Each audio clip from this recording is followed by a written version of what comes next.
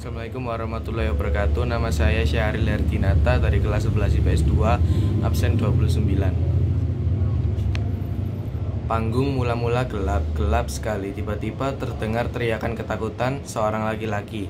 Panggung masih tetap gelap. Jangan tinggalkan saya. Tolong, nyalakan lampu. Saya takut gelap. Saya takut sendirian. Tolong, jangan tinggalkan saya. Cahaya, saya butuh cahaya. Saya butuh terang, tolong, cahaya. Dan lampu warna pink menyorot, melingkari area di mana dia berteriak-teriak di lantai. Samping sebuah kursi besi, dalam penjara seorang laki-laki kira-kira berumur 35 tahun, kaget ketika sadar bahwa dia sekarang berada dalam terang. Dia kecapean dan terengah-engah, menghimpaskan pantatnya di lantai. Pada saat yang hampir bersamaan, setelah wujud seluruh laki-laki itu terlihat, samar-samar lampu menyala menyoroti area di depan dia. Seorang laki-laki lain yang seluruhnya sama dengan dia juga duduk di lantai samping sebuah kursi besi yang sama. Lampu berwarna pink juga. Dua lelaki yang sama duduk di lantai samping kursi besi yang sama, tersekeliling gelap sekali. Hei, ya, masih ada. Kukira sudah pergi bersama yang lain-lain. Hei, aku senang kau masih ada di depan situ menatapku. Temanku cuma kamu sekarang. Di sini pengap, keringat tak henti-hentinya menyembul dari pori-pori kulit.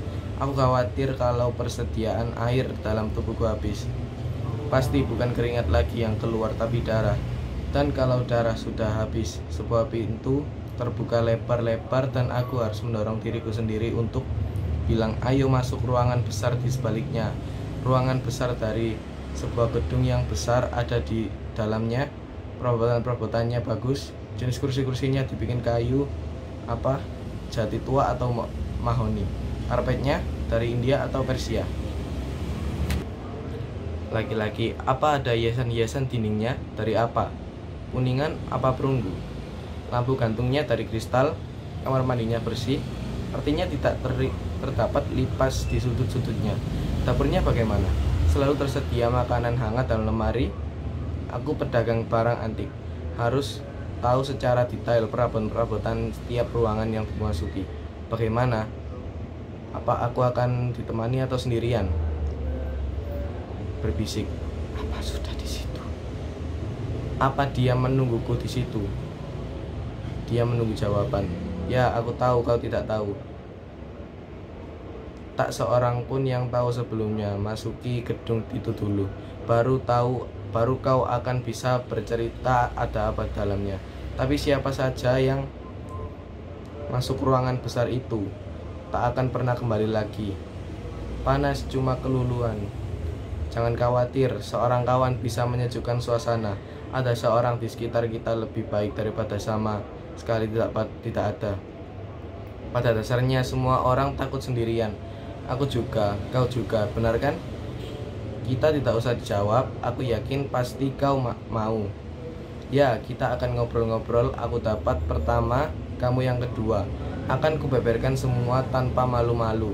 Tapi mesti janji, begitu aku selesai kau segera menyambungnya. Dengan begitu, tak akan terasa lagi waktu lewat. Pagi-pagi sekali kita akan berpelukan mengucapkan salam perpisahan, barangkali sambil tertawa-tawa atau barangkali kita akan saling menangis. Entahlah, jangan menjawab. Aku tahu kau sama seperti aku, termasuk orang-orang yang selalu berusaha untuk menepati janji. Dengan adanya kau di situ, meskipun kau tidak menyapa apa-apa, bisa kupastikan kita akan selalu bersama-sama, setia sampai mati. Berpikir hendak memulainya dari mana. Hei.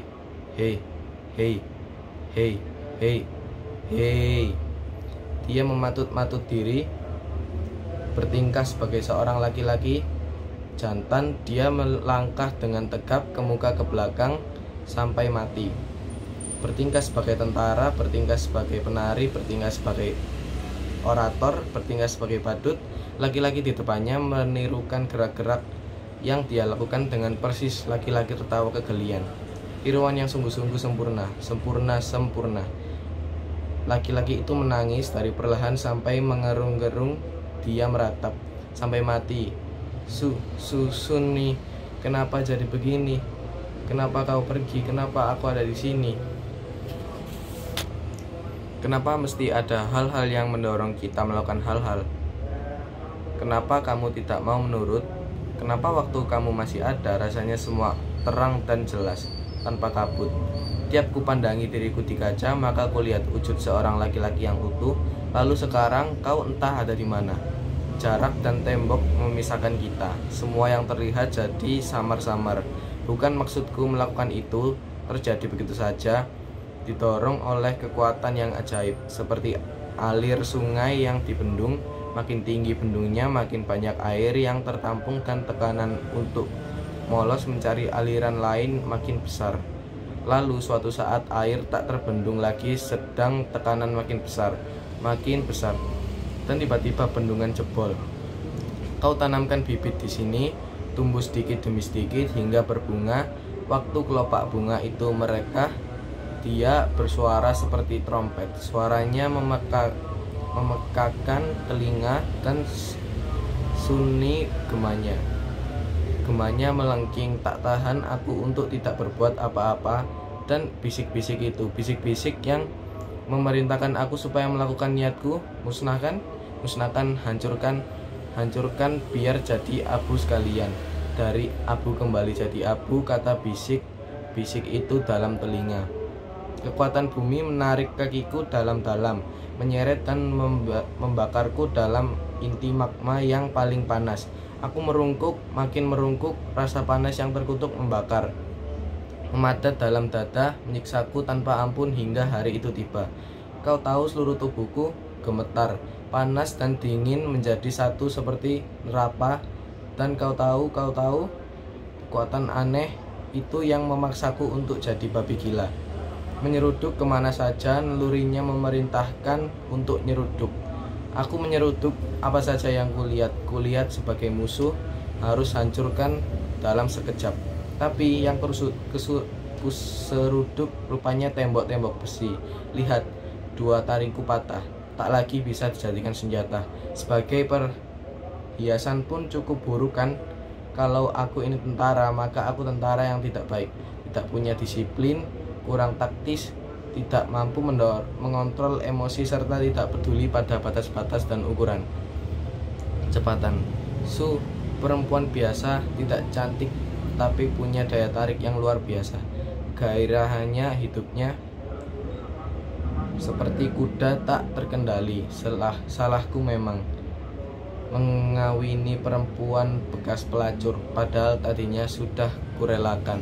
Dia bekerja, aku juga bekerja, tapi selalu bilang padaku, kamu tidak pernah bisa memberiku apa-apa selain anak. Ya, itu kenyataan, dan karena itu pula dia berhak menutup mataku, mulutku, dan menahan gerak semua anggota tubuhku. Tapi memang semua itu termasuk dalam perjanjian, dan kami sudah saling menjanjikannya.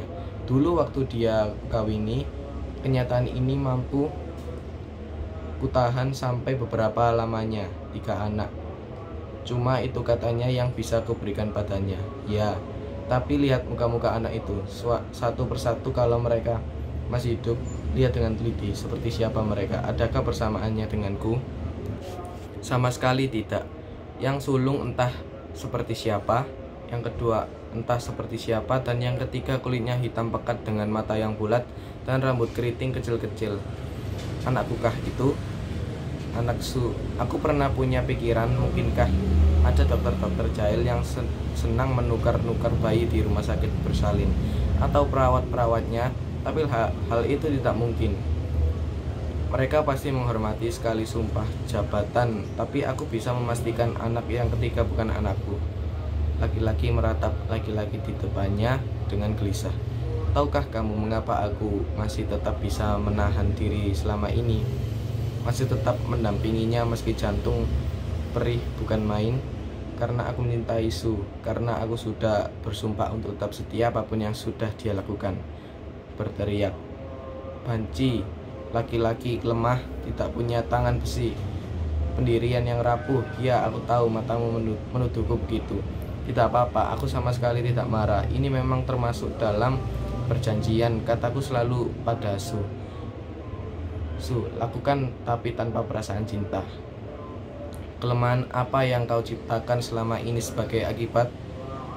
Mesiu, apa yang kau dapatkan dalam tabung? Bersumbu, ketidaktentraman, kekacau balauan pikiran, kecurigaan, keganasan, kegilaan, pembalasan dendam tanpa ampun, semua sudah kulakukan.